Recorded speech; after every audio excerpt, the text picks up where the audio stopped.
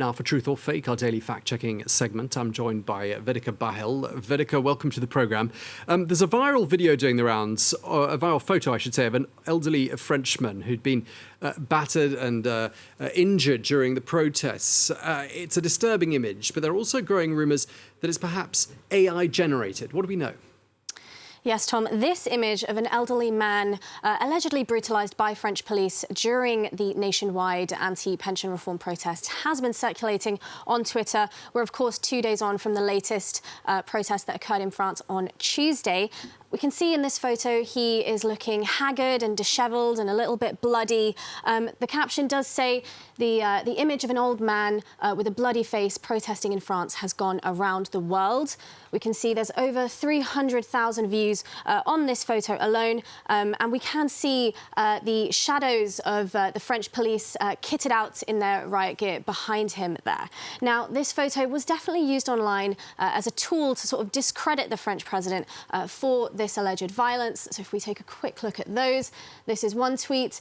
At Emmanuel Macron, you are solely responsible for the bloody face of this elderly man. He could be all of our dad. So quite strong words there. We also have this example where it says, tell me how you treat your old people and I'll tell you what society you live in. Now, despite the anger towards this photo, it did raise some doubt as to its veracity, and it was gaining traction online with accusations that it's created by artificial intelligence. Now, in order to fact-check that, the first thing I did was to do a reverse image search, and that was really the first clue here that this photo might not be real.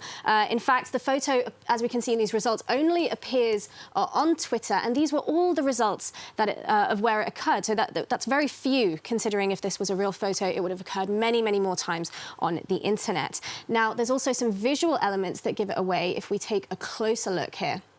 Now, the first thing, if we look at the policeman in the background there, his face is quite unnatural. There doesn't seem to be any eyes behind that visor, and that is really a telltale sign of AI-generated photos. It's quite unnatural-looking eyes. But the fact that he doesn't have any, nor the shadow of them or the outline of them, is quite a telltale sign there. We've also got the old man himself. He does seem to have quite a blurry, waxy quality to his skin when you look a little bit closer. His eyes also do seem a little bit unnatural as well. It does seem like they've been copied and pasted, and there is sort of a lack of focus in both of those eyeballs when you do look at it a bit more. There's also chin wrinkles, which you might not necessarily see. It might not be anatomically correct, and there isn't a lack of an upper jaw for the old man as well. Now, the last thing I did to double-check this was I actually ran it through an AI detector to see what percentage it would come out as true or fake. And it did come out as 70% there artificial. So overall, it is impossible to say 100% whether this was generated by artificial intelligence or not. But as we can see, there's several elements pointing in this direction that it has been artificially created. So it is quite likely. There's also the fact that French press, by now, considering we're 2 days on from those last protests, French press probably would have been able to identify this man by now had it been a real photo. But with so few instances of the photo on the internet to begin with, it does point to the direction of AI generation. OK, and of course, in this era of AI, we're seeing all kinds of deep fakes. It's becoming quite a regular occurrence. How can we keep on top of what's real and what's not?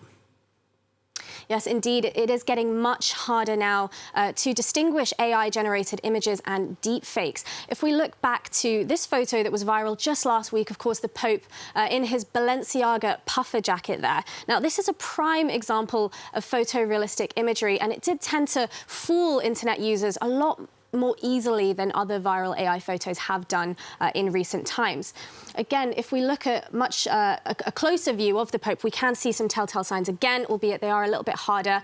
We can see his eyelids merging into his glasses and the glasses merging into his skin there. There's also the crucifix, which I didn't notice at first glance of this photo, but it's actually held up with only one side of the chain. The Pope is missing the other side to hold up his chain around his neck there. And again, we've got the hands, which is a massive definitive sign that something has been AI generated is when something, it doesn't seem to be able to render the hands exactly like a human hand would be. But the Pope seems to be holding on to his coffee cup there sort of by thin air. So these are all signs that this has been AI generated, but it is a very, very good example of how realistic it can be. But my overall advice to our viewers would be you really have to question things as much as possible.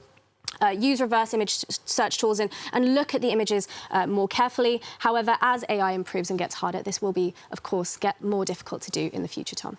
Yeah, challenge to stay ahead of the curve there. Thank you very much indeed, Vedika Bahl, with today's edition of Truth or Fake. And that's it from me as well. We'll be back in 2 minutes. Stay tuned.